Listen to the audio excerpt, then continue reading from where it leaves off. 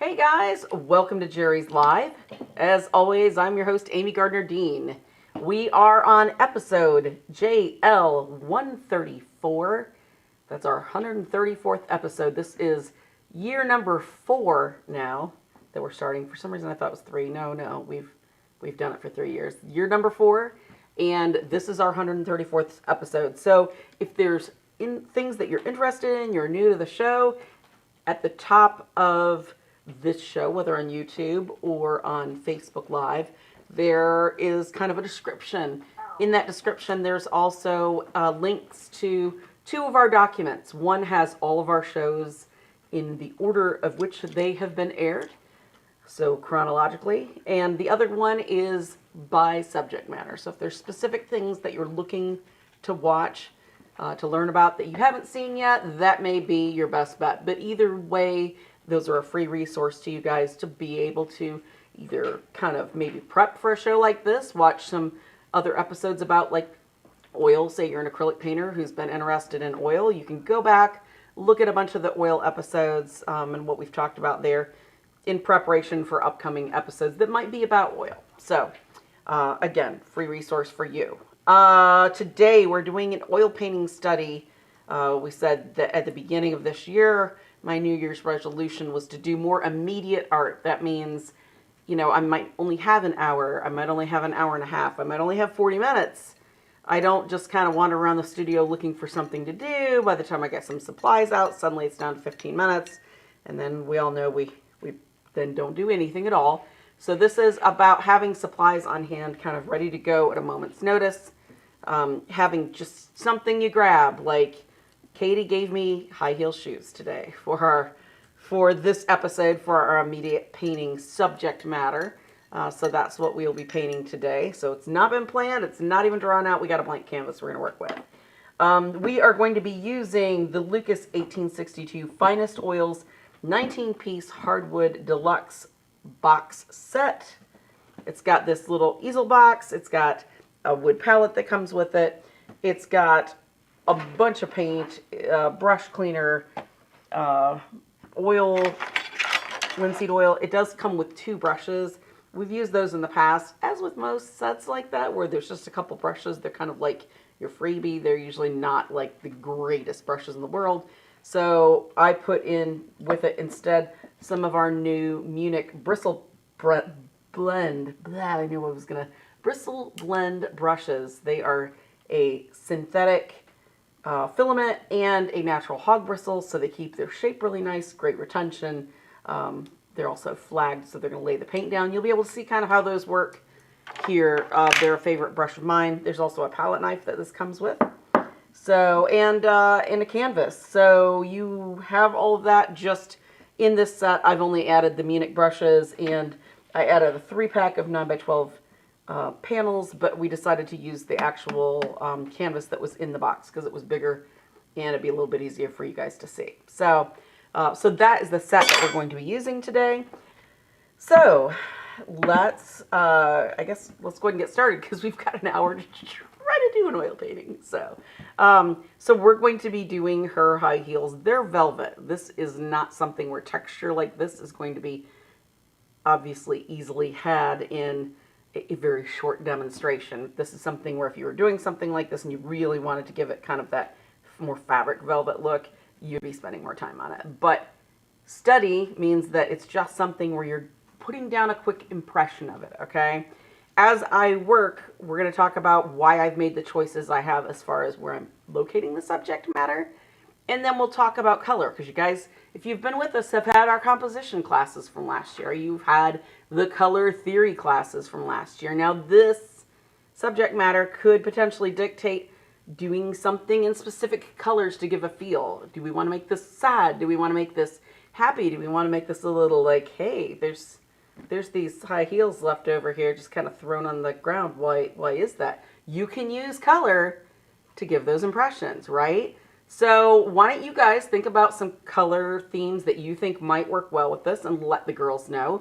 We've got Amanda over there in Facebook land, and then Frida on YouTube, our moderators. So you can give them some suggestions. Now the colors I'm using, I'm going to say this once.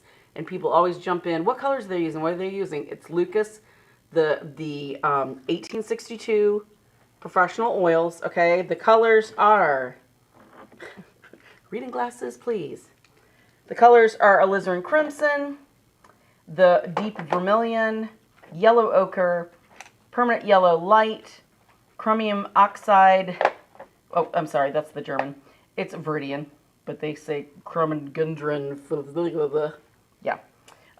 Cobalt blue hue, Prussian blue, burnt sienna, ivory black, and an opaque white, which is probably titanium and zinc mix. Let's see. No. PW5. All right. So I've got a little bit of the linseed oil in here if I do need to thin the paste just a little bit. I don't anticipate that because we're doing direct painting. We don't want to take our thinner, thin it way down, right? Because you put that on there, it's wet and slippery and going to slide. It takes a while for that to dry. This is done in an hour, right? We can't use that because we won't be able to layer on top of that unless, I mean, we could use it and wipe it off. So I might use it to thin the paste just enough to make it brushable, but I'm not going to be putting any washes on with that, okay? So anybody talked amongst themselves and thought about a color theme at all for this? Ladies? They have headphones on, they might not be able to hear. All right, well, while they're chit-chatting, let me get a couple of these brushes I didn't get all the sizing out of that I want to use.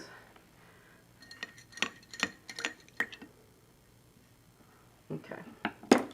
All right, well, I'm going to start drawing so they can jump in anytime with any questions or if there's specifically like people there, because there's a color theme I got in mind, but if people want to jump in and pick something, that'd be cool too. Okay, this is the one part I'm going to do a little bit thin, and you know what? This brush is probably, yeah, we're going to go with it. Okay. All right. So with this, all I'm trying to do is get in the kind of the lines for my drawing, okay? This doesn't have to be, and you know, we could do this in graphite, but we really don't have the time. And I think with graphite, people tend to start getting really nitpicky and trying to then make a very permanent drawing. We don't want to do that. We don't have time. So we're just kind of ghosting in a little bit of color here.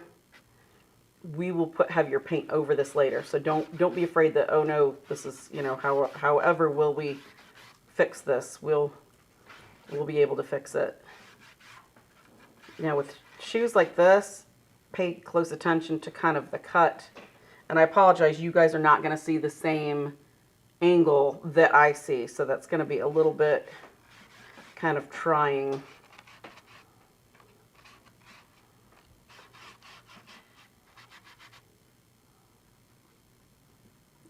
Free to making the question sound, the question sigh, before she asks. Okay, this is weird because I've got, this is like one angle and then another angle for my reading glasses for the depth. This is going to be fun. Okay, that's the angle for that. And this doesn't have to be perfect. We can tweak this on the fly. Okay, so don't, as long as you're not putting something down thick, we're good with kind of where this is gonna go. We've got this kind of safe. This is something I was doing at home. I would definitely use a light to make this a little bit more dramatic because of the studio lights, to make it easy for you guys to see.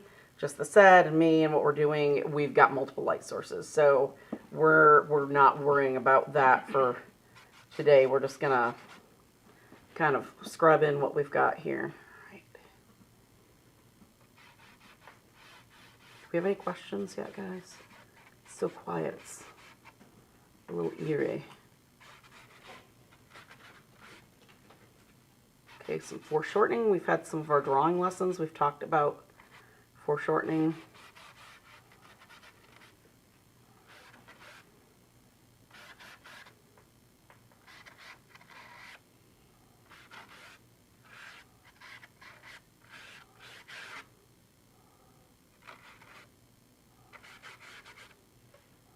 I may have missed it while I was trying to write down all the colors, but what size brush are you using? It is a filbert size 4. of the Munich.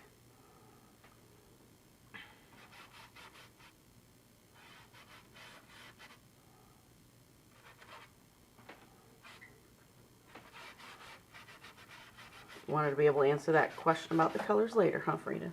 Okay. All right. So now that we've kind of got this roughed in, we are going to go ahead and start applying the paint. Has anybody thought of any ideas for the color? Anyone? Bueller? No? Someone said blue and crimson. Blue and crimson. Okay, so that might work.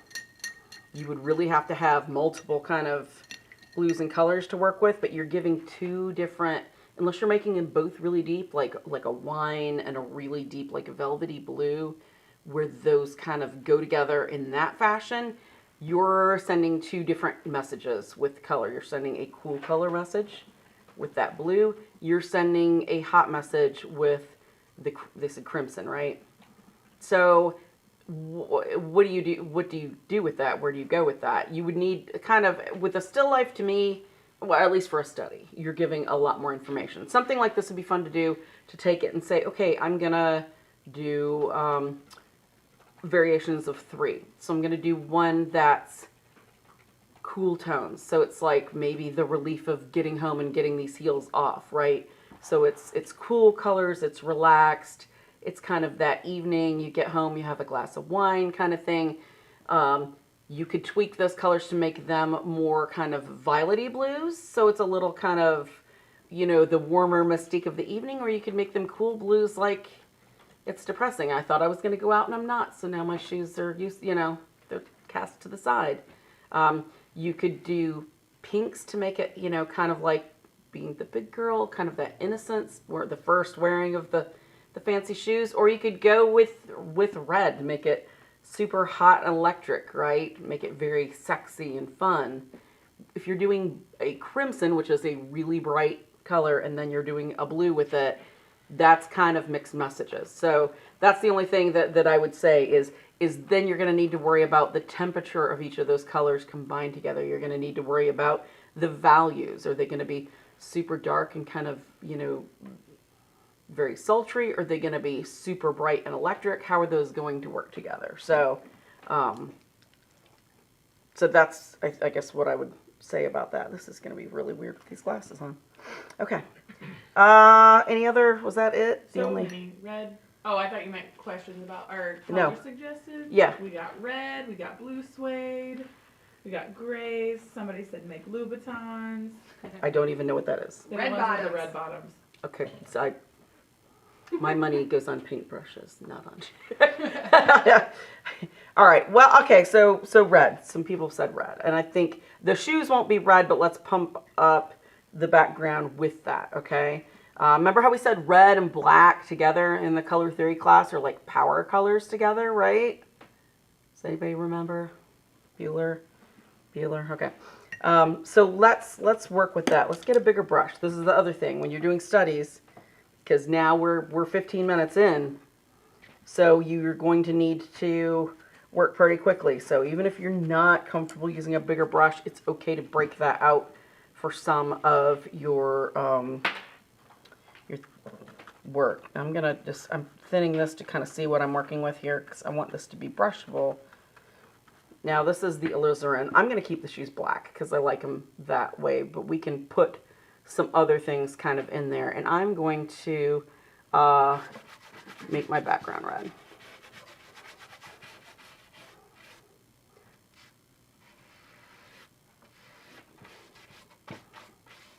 I may have to put more paint out because I think I would like this to have some thickness to it.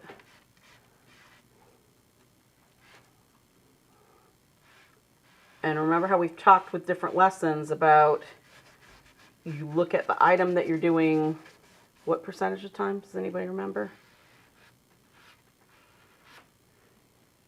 Not a lot. You at the item that you're working on, you look at that more, or you look at your actual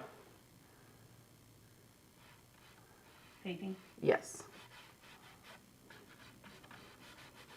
Tina must not be on. I don't remember. It We just have- got to where Got we're a at. delay. Oh, okay.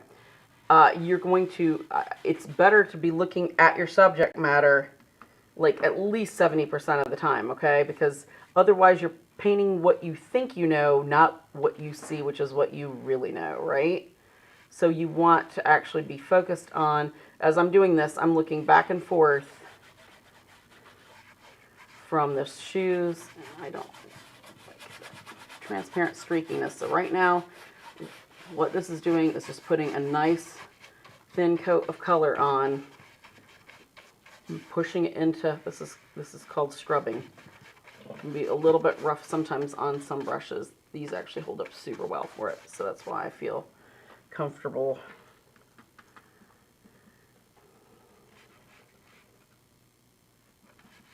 doing this.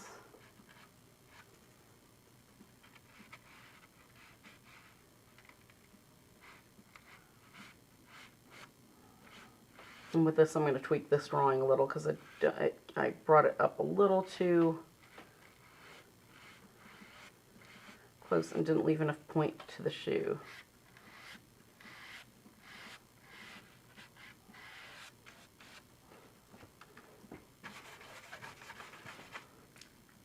Okay. I'll try this without this. I'm just going to make weird squinty face, so everybody's going to have to can enjoy laughing at that and get over it. Are there any questions so far with what we're doing, ladies? Right now we're just trying to get some color on here. I can go back and actually lay color over this pretty easily. Can you remind us what's in the silicoid jar?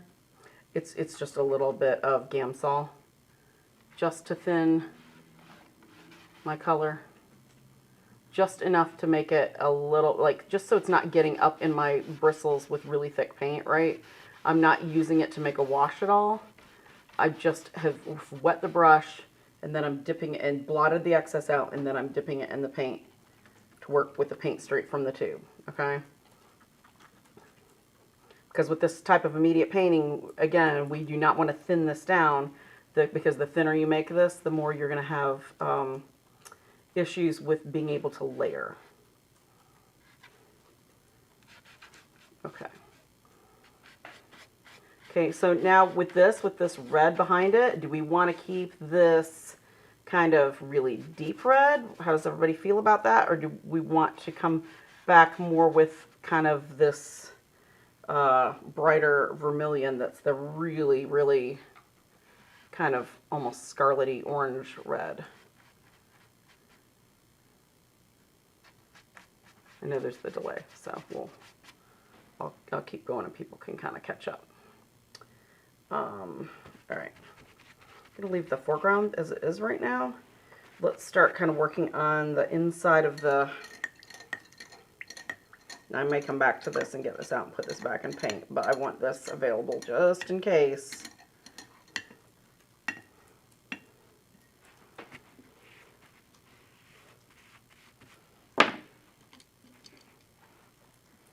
Okay, all right, so that was the 8 filbert, because in case anybody asks, I'm going to go back to, I'm going to work with, there's a 6 and a 4. I'm going to work with those and probably this number 4 bright as well, okay? All right, so with this next part, I just dipped that in a little bit of linseed oil and then I've blotted it out, okay? So our linseed oil is our drying oil. I need more of this. I'm not big on using black, but again, this would be a nice power statement to have some more saturated black in here. I'm going to use this with a little of this red and start working in some of these kind of mid-tone areas inside the shoe here. Wanda asks, as a lefty, does it matter what portion of the canvas you start with? This is since this is easel work, Wanda, it's not like doing calligraphy or something where you're at a table and your hand's going to be dragging through something that's a flat surface. You're not gonna smear. No, you're not. Smear. You're not going to smear. You're not going to. You shouldn't have problems with that. So it's just wherever you kind of want to start. It's irrelevant, and it's really good to. I like to put in a background first, just to kind of judge where, especially like this where I'm going quickly, where I can see kind of outline my items decently, and then kind of work from there.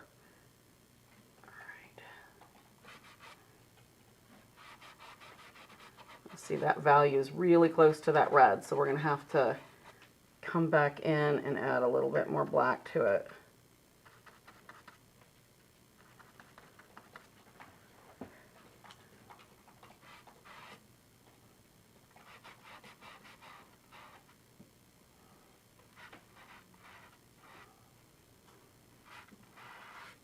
Okay, I'm going to kind of draw that sole on, so I've got that on there.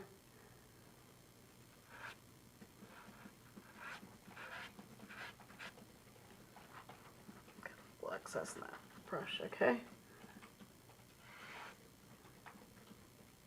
All right. Cutting back over that background just that little bit. Because I've not made that quite round enough for the foreshortening of it.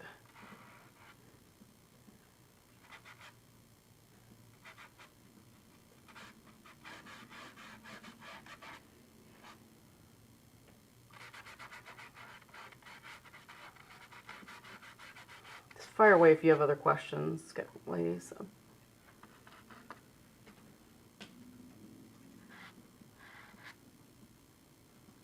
We'll come back in with the shadows in just a little bit.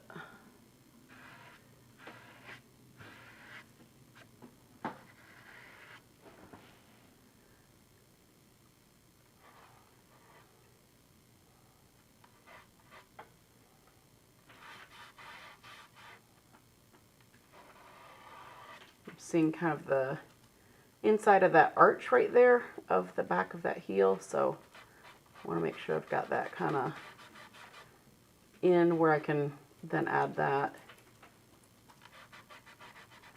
This part actually comes up a little bit higher even than I've made it. So I'm just taking that brush and turning it on its side to do that drawing, just with that edge. These keep a really nice, super tight edge. And just remember, at any given point, if I don't like something, I can take a rag and wipe it out. I can take the palette knife and scrape it out, scrape it back, because this isn't something where we're working days on end on it. We're actually doing it here pretty immediately, so it's going to stay wet enough to be able to remove. Now, the alizarin might stain it a little, the black might stain it a little, but that's perfectly fine.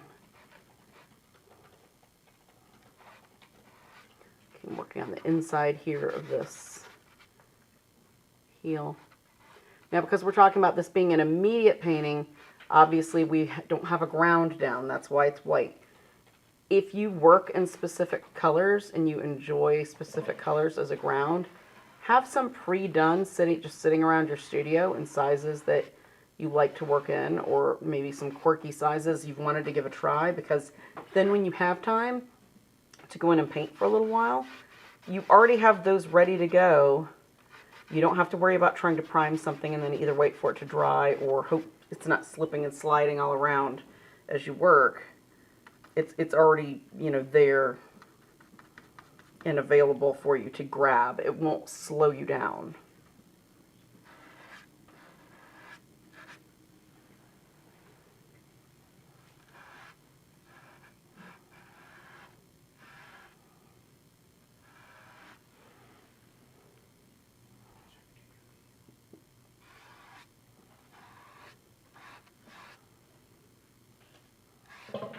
Okay, now with this, I did not account as much for how the angle of this comes up at, so I'm redrawing kind of the tip of this.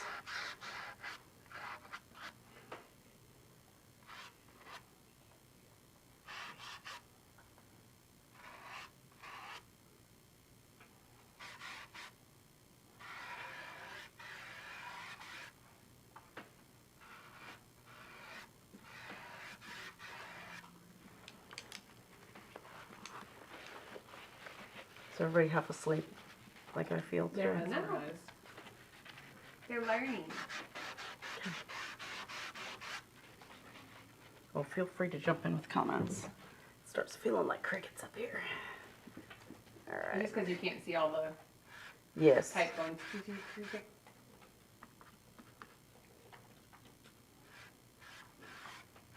Okay, I'm just going to draw that in with the red there.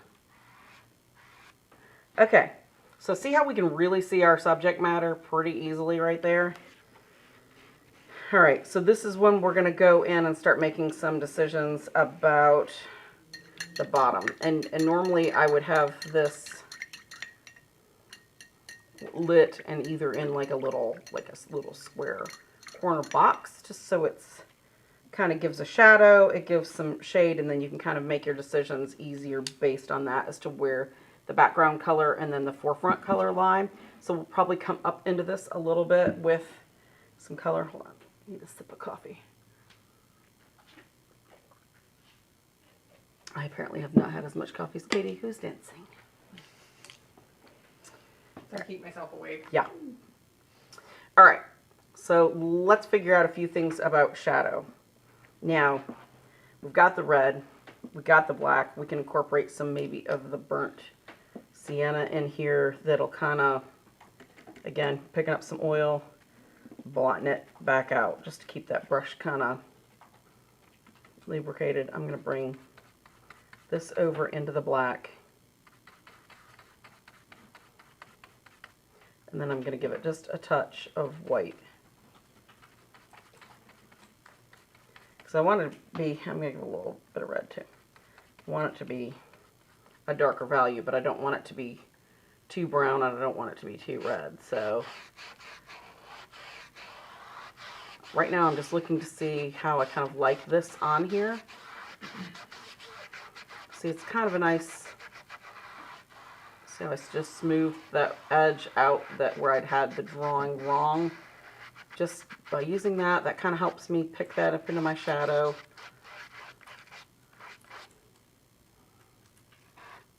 When you're doing a painting study, what size brush do you normally use to start with to do your light sketch of the subject before you actually start putting down blocks of color? If I was at home, I would probably use a filbert that was between a 2 and a 4. I didn't have one that was between a 2 and a 4, so I used the, oh no, it is a size 4 filbert. That still, I probably would go with something smaller, probably 2. But because these keep such a nice shape, when they're turned on their side, it's not about the like fine point. You can get a really nice, I mean, you saw the lines that were on there. It worked really nicely. Everybody's different. The problem is most people want to use a brush that's way too small for what they're doing. The underdrawing, there's a little bit more to forgive as far as you can use something that's smaller, but you want to then switch back to something bigger for putting on larger areas of color.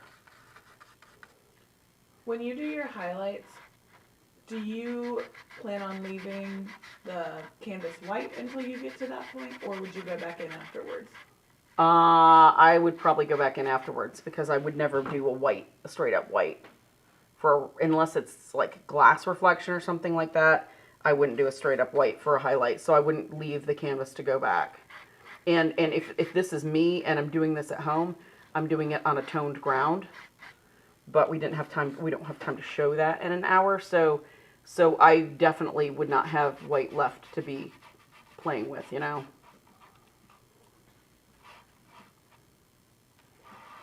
Okay. All right.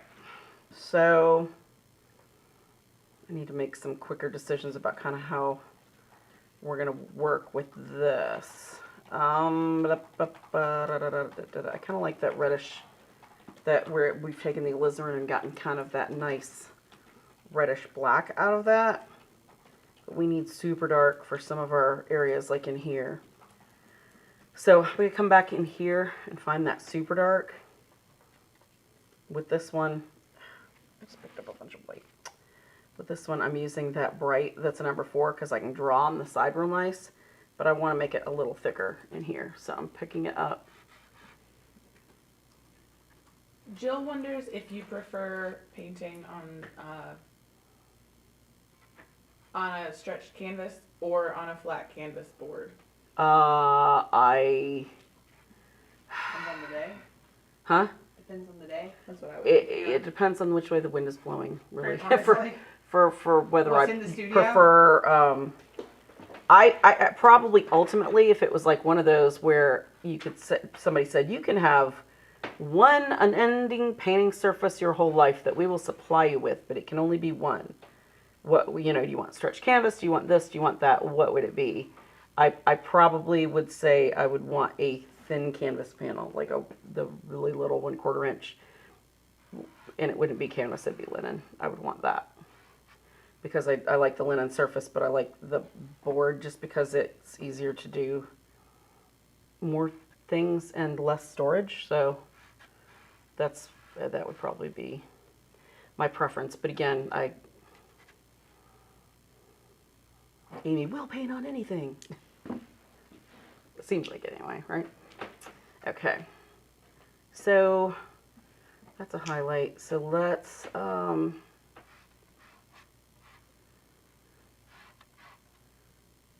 When would be a time that you would specifically do immediate art?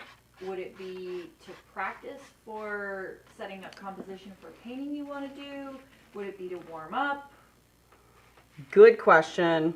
When do you want to do immediate art? Okay, there are a multitude of times. Number one, working on your speed. Nothing is better. We had to do this in a college class, and I hated it the first couple classes that we did it, and then by the end of the semester, absolutely loved it. It made you work on painting speed and not overthinking everything, making quick decisions, working very fast. We had a timer, and you could hear it. Tick, tick, tick, tick, tick, tick, tick. It was like a metronome. It was horrible, and you would have to keep up. And when they said done, you were done. So.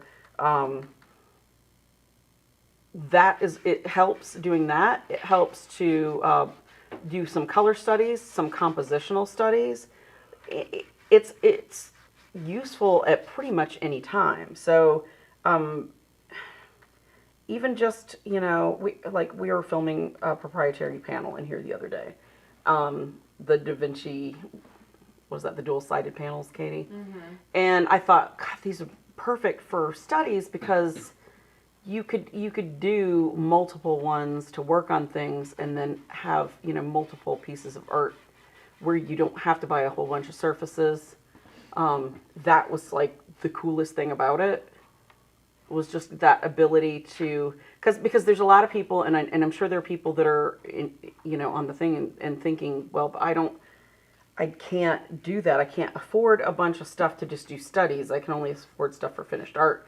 You can afford to invest in yourself as an artist and to give yourself more practice and some forgiveness. And, your learning curve is far better when you're not being constantly worried about, about that waste aspect of it. So it's a good thing to have to do. Now, that doesn't mean you can't do it, financially wisely and make the most of your money to make it count. So, I mean, Picasso and people like that took cardboard and gessoed it and for practice stuff. And then, what happened, it turns up in museums. So I'm not suggesting you go that route, but if it's really that big of a financial pinch, something that you could do a study on one side and then a finished artwork on the other. Yeah. Just for record, we don't recommend painting on gessoed cardboard. No, it's not archival at all. But I'm just saying that if that makes you practice, Mm-hmm. but they're smarter. If you don't intend for it to be archival and it's to throw away, then Right. That's one thing. But I mean, who knows? And that's why something like that Da Vinci struck me as, this is brilliant, because this gives you, the ability to, what if it does turn out nice? What if somebody wants to buy it? You can do get two works in one in a study. Right now I'm taking some of this alizarin and just adding it in there.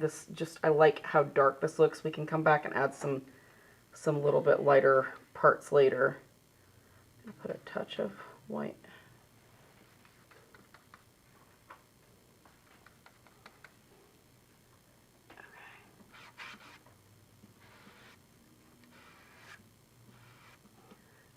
right now, even though you can't see the kind of folds in the space here in the shoe, I'm trying to kind of ghost it in with little color variances so that it'll be easier to read that form.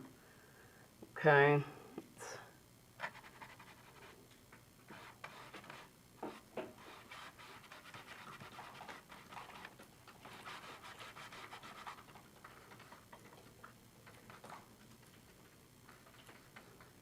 Did I answer that question, Frida? Sometimes when I'm painting, I start drifting off and think that I've answered it, and then I really haven't, and then I'm like, yay, I'm painting, and then I'm like, oh, I didn't. Okay. When you're painting in your studio, do Yes. you prefer silence or music or talking or podcasts? I cannot listen to I mean, I could listen to podcasts, but I would, if you had to quiz me on it for when my life depended on it later, that would be a big, okay, well, just shoot me now. because I can't. Music, I will go through cycles of where I have specific albums that I listen to because they get to become white noise after a while, so that I can either sing along with it or I just, I can. It gives me a kind of subconscious time, like, okay, I'm about this far into this. I need to pick up the pace, or I need to, I've got, oh, look at all this time I've got. I can slow down on this if I'm really enjoying this, or or whatever. And then I have a cockatoo in my studio now, and it's fun to listen to her. So where I would normally listen to headphones, she loves music and she will sing, which is entertaining. So I keep the music just on and then listen to her.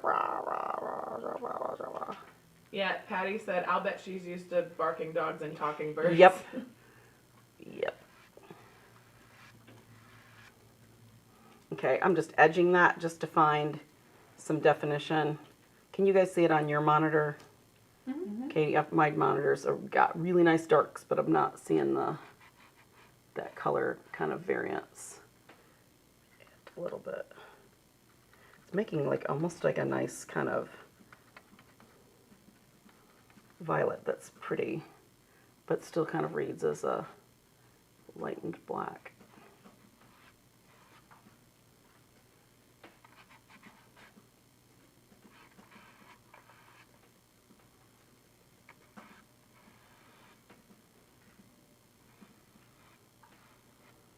And if you're somebody that can listen to a podcast and remember it with working, kudos to you. All my friends talk about audiobooks, and I cannot. I'm so picky about who's reading that I usually can't get past their voice. Oh, it's not In even that. order It's to just that it figure it out. finds this back train in my brain, and I absorb none of it. Yeah, I would need to be driving in the car to. I don't even To know if do I can that. in the car.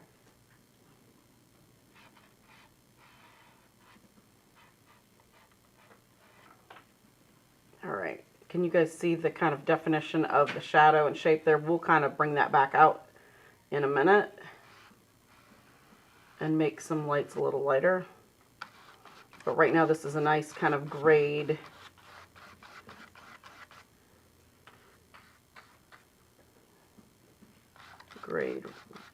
alizarin that I really like. Have you ever tried doing an oil color chart in a sketchbook? That would be something I would advise not to. I would use the question was, have you tried doing an oil painting color chart in a sketchbook? You would need to gesso it, number one. It's still not, it's paper that's not designed to necessarily be like long-term art, like a canvas or something. And if this is something where you're wanting to keep this as a working color chart through time, it'd be better to do like a canvas pad where you could kind of maybe put punch holes in it and leaf through it when you want to look at it instead of in a sketchbook. Plus it would be in there and take a while to dry. So then you've got that, what do you do with it? Where do you store it? I would always, especially if you know you paint on canvas exclusively all the time, paint refracts light a little bit differently, like especially if you use a really heavy textured canvas, than it's going to on an absorbent, really super absorbent surface like paper. I mean, it's not to say you can't. It's, you know, if that's all you've got and you've got an excessive sketchbook paper and you want to use it for that, there's no rules that say you can't. It's just, I would think it would make it difficult to access easily when you're trying to work. Okay, that's a little big for putting that on there.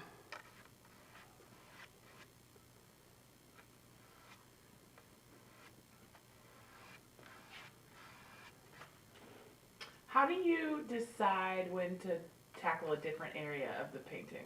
Like, you're skipping around some, so that they're wondering, like, at which point are you like, okay, next?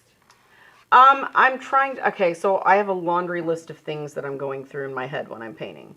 The question was how am I deciding, making these decisions for where to go and where to somehow pick up yellow and things like that while I'm working. I was one of those people who'd be over here painting on this little section, and everybody else in class would almost have a finished painting, and like this much would be actually really high detail complete, because my name is Amy and I have OCD, and it's very bad, and especially when it comes to kind of the control of wanting to feel like I'm making progress and headway, okay, on art. A teacher a long time ago broke my spirit as the joke that in making me very consciously paint all over, okay? So, like, it's okay to pick a spot to work, like the shadows, but then you have to pick another large spot. So that's why I started with the background, because that gives me, like, gratification as an artist and an OCD person, and that, look, there's a big area that's all blocked out. Not that I won't still have to go back to that, but that's kind of, and it helps to keep painting all over, because you start feeling like, okay, I'm making progress. I don't want to slow down, especially when you're working fast like this. If you're working fast, trying to work fast, and you're still just in this little section, like, because if the professor said time, and this was a 20-minute time thing, I would have had nothing done if I wasn't at least kind of trying to work all over it. So I'm just going, okay, this area is kind of complete. Now I need to switch to this. Now I need to switch to this. Joe would like to know, do you ever use purely synthetic brushes for oil, and if so, in what case? I really like Hog because it's stiff. There are some brushes that are synthetic that are stiff, but I really like the feel of Hog. I love these because it gives a little bit more, durability of a kind of harder, stiffer synthetic. So with my propensity to scrub, I mean, this thing's in great shape still from, let me put it where it's not. Can you guys see that? That still has a really nice shape to it. It hasn't eaten up the head. If you turn it, it's not worn on this side or this side. A regular hog bristle brush, for the most part, with some brands, I would have already scrubbed an angle on my brush. So this synthetic, where it's partial synthetic, gives it some good durability as far as if you're rougher on brushes, but it still gives you kind of that stiffness and the play of the natural hog bristle. Now, where a synthetic brush, Joe, is really going to be fantastic for doing oils is if you're using water mixable oils, because that's going to give you the ability to clean that out really easily, since you're not using a solvent-based, a paint that cleans with solvent. It's a lot harder to get that water-soluble oil out of the brush without like really having to scrub with soap and water, and you get that residue in it when you're just using water in a container. So that's where a full synthetic would be ideal. It's just, and some, even with instructors, sometimes what you love is what you know. So that plays, I'm sure, a part in my love of just a traditional hog. It really takes me actually trying something new before I kind of convert to, over to it, if that makes sense. If he has a follow-up question on that, just hit me up. I'm not sure if that really... Some questions are hard to paint and work at the same time, or paint and talk at the same time, because it's... I have to really think about it. Okay, I'm going to come back in that in just a minute with more highlights, because I've got some really big highlights that you guys can't see in this shoe. But I right now, how are we doing time-wise? Yeah, right now we're starting to come up on it, so we need to actually be getting a little further. Now, kind of the fun thing of this is this. Because this black is kind of a cool black, it's made almost a violet with the alizarin and that black when we were just talking about doing this as red. So I'm kind of incorporating a little bit of some ochre in it to give kind of a grayed yellow for kind of a little bit of contrast. So I like that. Maybe what I would do from there would be tone down our background red so it's not quite so red, or even make it a little bit more violet-y and do it as more of a kind of a complementary based color scheme with the violet and the yellow. Let's see, I can't see anything inside of that one, so I'm going to do this. There. Get a, let's see, that's got a good edge.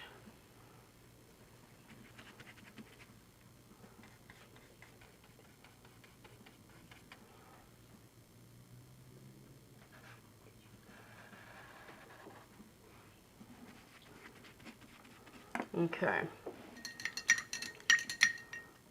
All right, so now I got to figure out what we can get done in this time frame. I'm going to take this.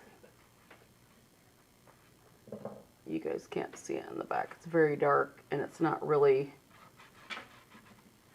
where it makes sense to leave it open like that. So I'm going to do that.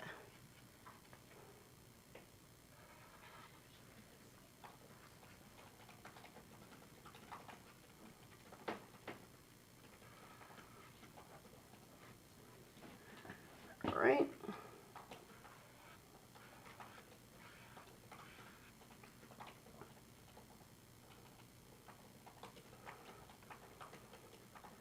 Need some little brighter highlights on here.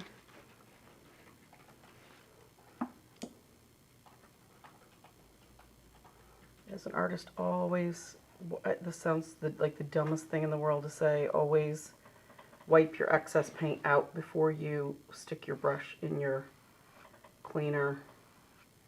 I know that sounds crazy, but I noticed in my AOC class this year, a lot of people were had the globs and were just sticking it in and going, it's like, ah. Wasting paint. I'm trying to teach my 6-year-old not to do that. It's something that you're trying to hurry and you don't think, but it was very like, please don't give Amy a stroke.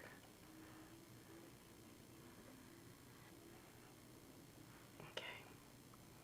Not a big fan of rounds because it's hard to get with unless they're natural hair that's really soft. They're hard to get a good edge on.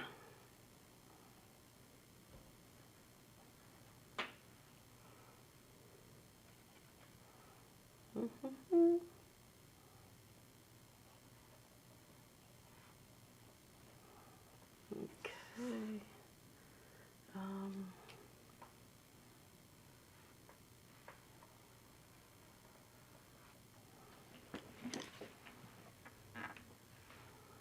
That's really dark. I hope everybody can see that pretty decently because it seems very dark to me on the camera.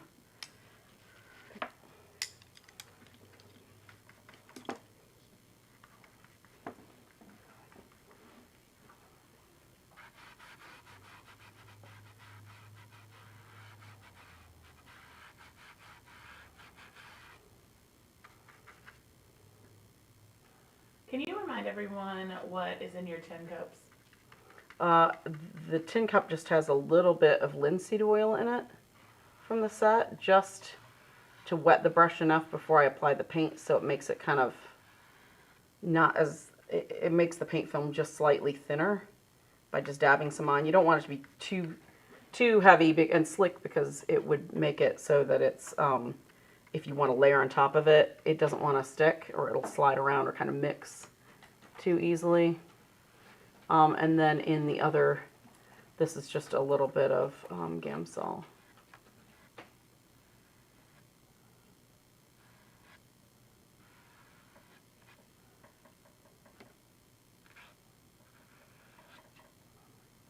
You have to kind of do this very deliberately, because it can pick up that little bit of black that's there, and we all know when you paint up against black oil paint how easy it is to pick it up and move it. Okay.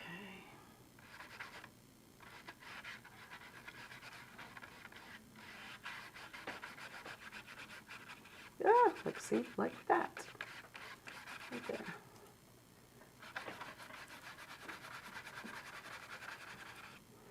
Not sure how I want to finish that, so I'm going to kind of leave that for a minute.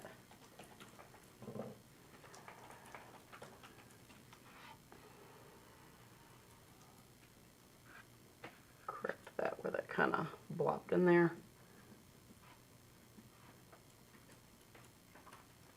Now I'm kind of pushing and patting that on there because I don't have a, this is a pretty large brush for detail, so I'm just pushing it up, kind of sliding it against where I want my stroke to start, and then pulling it up from there. Same thing here, but I'm going to pull it down to kind of go back into that other stroke. This is just for that kind of underside of that shoe over there. Got about 5 minutes. Okay. Any last questions, guys? I'll get this as far as I can, and then what we'll do from there is we'll, I'll finish it and put it in the Jerry's Live group, the final pictures of it. Do you think you would seal or varnish this immediate painting? I mean, you could if I liked it and I wanted to do something with it. Yeah, definitely. I mean, as soon as it's dry to the touch, you could use something like Gamvar. If you wanted, you could put a retouch varnish on it. You know, it's not super thick, and because it's linseed oil, it would dry pretty quickly. Joe was the one who asked earlier about the size of the brush for sketching and stuff. Yeah, yeah. And he just wanted to say thank you for showing how well that filbert held its shape. Oh yeah. In response to that. Oh yeah, because that's unusual. So that's something that it's good to see. Okay, making this a little wetter. Now in here, this is not the prettiest pink. It's kind of, I would probably start adding in a little bit of the scarlet to pump this up, because I want it to be pink in some of these areas where the shadow's coming in, but I don't like that kind of berry look that's kind of in some of the rest of this, so I'm gonna do that against there.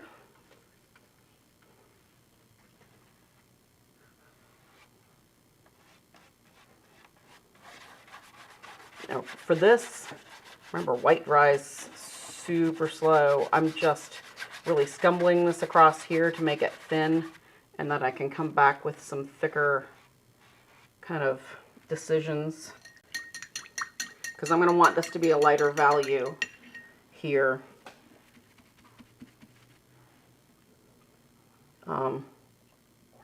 I need to look at the value of this next to determine what is my lightest point in this painting, because do I want to lighten this up some in the back?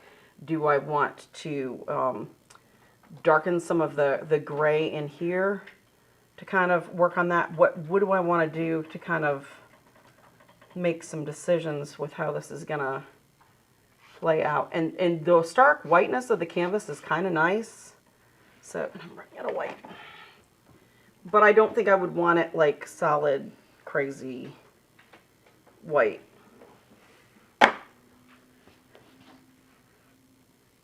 So I've got that little bit of pink kind of stuck in my brush. Remember that white will pick up everything I drag it along, so I'm going to be super careful. Even maybe not really touch the edge. Or if I touch the edge, I want there to be a pretty good load of paint on the side of it. Is it ever okay to leave white canvas? I mean, you can. I don't like it. It's like when people say, is a pastel work a painting or a drawing? What is it? Does it have a bunch of space still left on the surface, you know, of the paper? Well, then it's a drawing. Is everything covered by something? It's a painting. That's why that's why people do a ground, right? Because then it's at least covered with something. Because just archivally, it's better to have that bond, especially since most primer is made out of acrylic. Just to have, because okay, think of it this way. Your art gets put in MoMA or somewhere big. There's issues with it. They have to lift it off the canvas and put it on something else. They do that with paintings. If you didn't paint all the way across all of your canvas so that it's got a layer of oil paint, what are they going to do for that? You know, how are they going to, I mean, I'm sure there's new techniques, but that's still something that's been an issue in the past, is how do you restore something that you can't lift to glue to something else to repair, right? So. To me, it's distracting when you do that, because then all I notice is the Yeah. bare painting, Yes. and not. It looks like you were in a time crunch and you're like, well, good enough. That's fine. It's just Good so area. different than like the watercolor. Yeah, the texture. Yes. Yeah. Like where you have to leave the white. Yeah. Right, yes. How do you decide whether or not to paint the sides of the canvas, and how often do you personally finish the sides of your canvases? Unless I'm going to frame it in something like an illusions frame, or just hang it on the wall with no frame, like if it's wrapped like this, the gallery wrap where it goes around the back side, I will paint the sides. If I do a ground, I do the ground all the way around to the back, because if this ever needs to be restretched, depending on what size they're actually stretching this on, at least if you go all the way around, they have the ability to then stretch it on something that's got that same size, right? So, but not everybody likes that. It just to me, it looks, if somebody's going to leave it as is, it looks really sloppy when it's just, the paint goes to the edge and it's kind of hanging off, and then there's always some overpainting, right? Where it's messy, and then some always doesn't get to the outside. At least go a little bit over the edge, because then depending on what that frame kind of overlap is, you don't have white marks that show through. I've seen people's works where they've only paint kind of the edge and the white marks kind of show through, because maybe the frame that they bought's a little off on the overlap. So that's something to consider. But to me, it doesn't take that much time to do it. Now, okay, in saying that, and let's say you're on a deadline and you're doing an oil painting, and it can be the gallery, or you know, whatever show that you've got it in, will allow you to have the gallery wrap, and with it painted, you don't have to put it in a frame, but you also need the artwork there in a couple weeks, and you're not going to use an alkyd medium or something like that. Black dries super duper slow. Like so slow. So pick a lighter drying color if in that case that's something that's already in your painting that you'll be able to put on, because that I have in a humid time when I didn't have air conditioning going in a summer, I painted an outside edge black, went to pick it up like 3 or 4 weeks later, and my hands were completely black because it was the slowest drying black pigment that it could have been. So you can always finish it off in acrylic, or paint it black acrylic before you start your painting, so it's already done and you can just kind of touch up the edge in oils. So Rhiannon would like to know, do you worry about paint being raised when it's heavier on the canvas? In other words, really thick layers on the canvas, does that cause any issues either with drying time or The thicker paint is, obviously, especially if it's something like a white or a black or something like that, the longer the dry time is going to be. But when you've got different thicknesses in areas on your painting, what that does for you as a painter is it adds interest to your subject matter, right? So if it's thick in some places and thin in others, the brushwork is varied. To me, that adds so much more to a painting than it does if it's just all kind of thin in the same color. That's not ever going to be a problem to do that. I think it's go think about that and decide kind of what your personal preferences are. But go to an art museum and actually get up to like some of the Impressionist paintings and things like that, and look and see what those brush marks do. Look at Singer Sargent and some other people like that. Look at the interest that varying thicknesses and strokes add, and kind of see what you think of it. Making stuff all too smooth, all the same, your strokes all being the same way can start really adding to like a boredom factor. Katie is signaling me that we are done. Mm-hmm. So I will work on this and post it by Friday in the Facebook Live group. If you're not a member of our Facebook Live, go to Facebook groups. You unfortunately do have to have a Facebook account to be able to join groups. You can always make one and just keep it private and don't post anything. Oh, you can lock it down so nobody Yeah. can see anything, and you don't Right. have to post anything. Right. It just basically is a login. Right. So you can go to groups, search for Jerry's Live. It will pop up. You have to answer the question to be able to be bumped through, just to make sure it's not some auto bot trying to get in a group. And then you will be in. And we post stuff from the show sometimes. We post reminders. There's all sorts of fun, cool things from people. The yellow is what has happened. I feel ochre over me. Anyway, it's a fun group to be in. And there's yellow ochre for everyone. It's on your shirt, too. So, yeah, that's not a surprise. This is the cleanest I get. So, all right. Well, so hopefully that kind of helped you see how you can really work. I mean, we didn't start till it was already, 15 or 20 minutes in before we even started. So we probably could have gotten something done with that time kind of added back into this. At least you've seen how something can be blocked out really easily. Just continue working on a painting just to give yourself some painting practice, to even practice just drawing with a brush. So you're not always sitting there doing a very detailed underdrawing that once you get paint on it, you don't see anyway. So, so that was the oil paint study show. So anyway, thanks for joining us. So thanks for watching, and we will see you next week. Take care.